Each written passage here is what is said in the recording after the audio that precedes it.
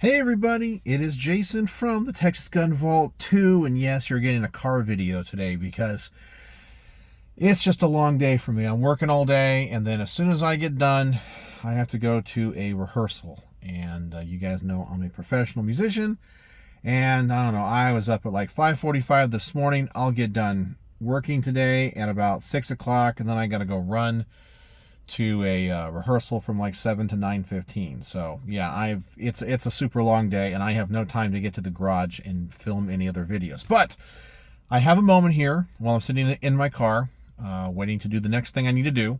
But I thought I would come to you with a quick video because there's a couple things I wanted to talk about. One is going to be, I guess, what some people are going to say is a black pill moment, because they know they come to my channel for what I like to think is realistic conversations on what's going to happen, not what we hope's going to happen.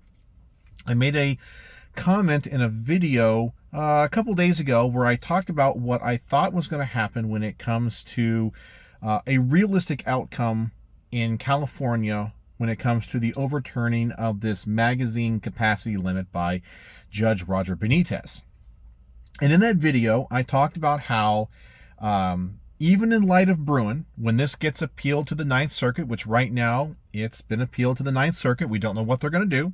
I said, do not hold your breath. I said, most likely they're going to accept the appeal, and they're going to be like, okay, so we're going to hear this, and before we can hear it, we're going to put an injunction on this, and we're going to set the court date out for like a year from now, and even though it's breaking news, great news, nothing's actually going to happen. And there were a number of people in that video that told me that I was wrong, because this is the way all the court cases are going to go because of Bruin. They're going to have their hands tied, and they're going to not accept the appeal. Well, look what happened today in Washington State.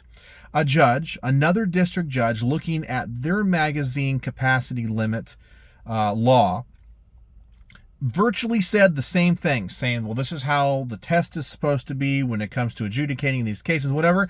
And she said she's not going to issue an injunction, that the plaintiffs I guess did not show enough for this injunction to be put into place. So essentially two different judges using the same exact case law, citing Bruin, citing Heller, came to different conclusions. And we all know that the Ninth Circuit is not Second Amendment friendly. And a lot of you guys said, well, they're not going to defy the Supreme Court. They've already defied the Supreme Court. You have district judges defying the Supreme Court. And I know a lot of you guys are still going to say, Jason, you're wrong. You don't know it. I know everything. You know, I know that sounds arrogant and narcissistic, but it's like I joke with my family. I tell them this is what's going to happen and whatever, in their lives and so forth. And then they're like, no, it's not. No, it's not. I know better. And then it happens, and then they come back and go, yeah, I just should have listened to you in the beginning. I already can tell you that this time next week, we're going to find out that the Ninth Circuit accepted the appeal, and to hear the appeal, and they're going to put an injunction on it. And I already know that's what's going to happen, and I'm sorry to tell you. But I want to talk about that because of that judge in Washington State that essentially cited the same information that Roger Benitez did, but came to the complete opposite conclusion. And you already know that the judges of the Ninth Circuit are going to do exactly the same thing. That's issue number one. Issue number two I want to talk about is having hope in capitalism and your fellow man when it comes to circumventing and circumnavigating the National Firearms Act. I was sent a quick video referencing, I guess it was TFB TV. I don't know if it was a recent video or one from a little bit ago. They were at some convention, and somebody has developed essentially it's a device that it does not attach to a handgun in any way. It just rests up against the back strap of a handgun, but you can now shoulder that item and then put the gun up against it, and it acts like a stock, but it doesn't require any tax stamps because it doesn't attach to the weapon. It's not attached to it in any way. You just rest it up against it, and it's absolutely brilliant. You know, every time California tried to ban something or add some feature to their assault weapons ban, and then said we're going to ban the bullet buttons, you know, which were a response to the original assault weapons ban. Other people came out with other devices that get around, because these legislators don't understand anything about guns, and there's always a workaround. And so now I think you're going to see that these companies are going to come up with some type of brace mechanism which does not attach physically to a gun. I'm sure there's going to be rifle versions eventually, but because they don't physically and permanently attach to the weapon, are not going to be considered braces, but just other objects, and it's going to get around it. It's absolutely brilliant. I hadn't thought about that, and to see what these other companies and these other designers are doing is so exciting and so awesome. And it just shows that where there's a will, there's a way. And sometimes when I see stories like that, it gives me hope, because people will never stop fighting. They'll never stop using their intellect to solve problems. And so I want you guys, if you can, go find that video. Maybe if I can find it, I'll put a link in the description that I was sent. I thought it was absolutely brilliant, and so I was just curious what you guys thought, because yeah, it's absolute genius, absolute genius. And what else did I want to say? Oh yeah, did you guys see my slow motion little thing I put on this channel yesterday? I finally discovered how to film and edit in slow-mo. Yeah, I know. I'm not a video editor or any of that. I was actually reviewing some range footage for that Henry lever action, and I actually had an issue, okay?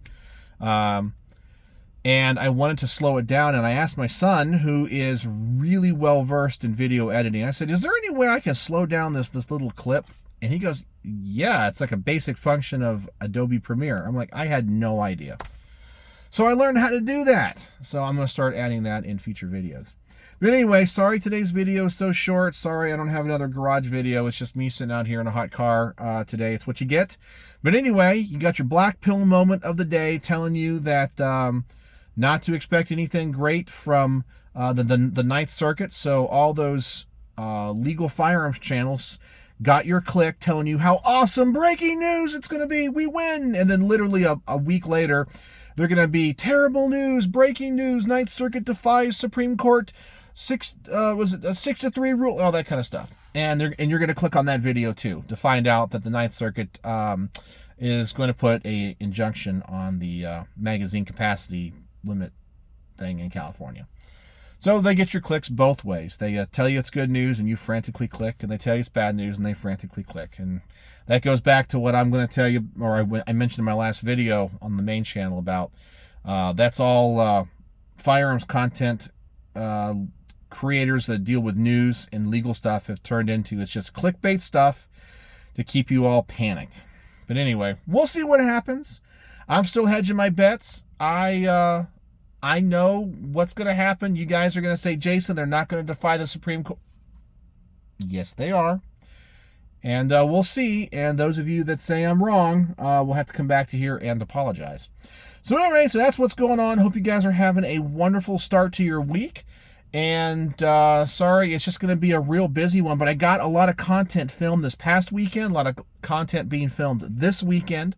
My Patreons are seeing that. I had a great video, one of my best, honestly, I think, when it comes to the not the format, but like the style and the flow of the video. I did a review on the Noveske Infidel, great, and I'm working on one right now on that Henry lever action, and it's I think coming together really well. So anyway, that's all I got for you today, and but hopefully this week I'll have some more. I'm just super busy, but we'll see what's going on. So anyway, just wanted to say hello, and I hope you guys are having a great week. So, as always, thanks for watching.